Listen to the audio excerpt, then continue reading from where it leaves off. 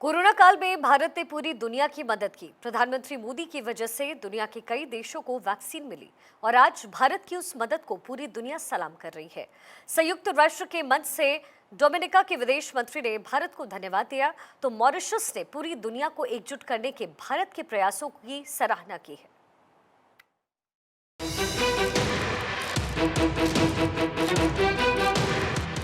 मोदी की वजह से पूरी दुनिया में भारत की चर्चा, कई देशों में हो रही है मोदी की तारीफ।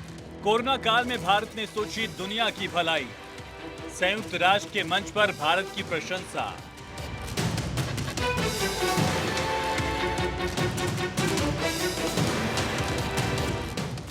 कोरोना काल की याद आज भी लोगों को खौफ से भर देती है।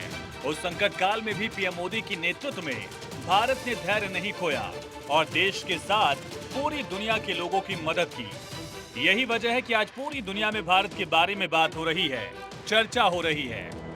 संयुक्त राष्ट्र के मंच से डोमिनिका के विदेश मंत्री डॉक्टर विंस हेंडरसन ने भारत की जमकर तारीफ की। कहा कि हमारे जैसा छोटा देश जो पर्यटन पर निर्भर करता है, हमें अपने लोगों की सुरक्षा करनी जरूरी थी। हम इस बारे में सोच ही रहे थे कि भारत ने हमारी अपील पर प्रतिक्रिया दी, हमें वैक्सीन मुहैया करा दी। So, sort of do a double take when I heard the expression of vaccine diplomacy. I wouldn't call it that. I think it was just extending the hand of humanity. I think there are other countries involved in vaccine diplomacy. संयुक्त राष्ट्र में भारत के स्थायी प्रतिनिधि रुचिरा कंबोज ने कहा कि global south के साथ हमारा जुड़ाव सिर्फ नीति का मामला नहीं है, ये हमारी संस्कृति और दर्शन के मूल में समाहित है।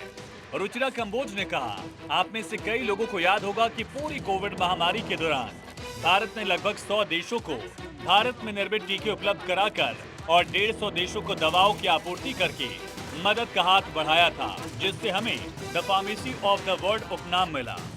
And many of you would recall that throughout the COVID pandemic, India had extended a helping hand by providing made in India vaccines to nearly 100 countries and supplying medicines to 150 nations, earning us the moniker, the pharmacy of the world. वहीं New York में India UN for global south delivering for development कार्यक्रम का आयोजन किया गया, जिसमें विदेश मंत्री एस जयशंकर ने भारत की G20 की अध्यक्षता के कई पहलुओं को रेखांकित किया। उन्होंने कहा कि जब दक्षिण सहयोग की बात आती है तो नई दिल्ली ने बात की है। It was a challenging summit.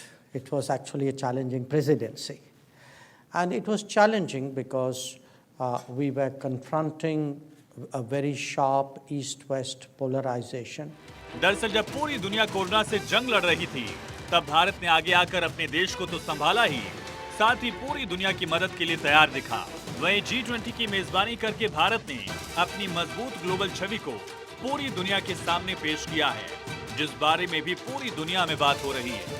Bureau report, Bharat 24।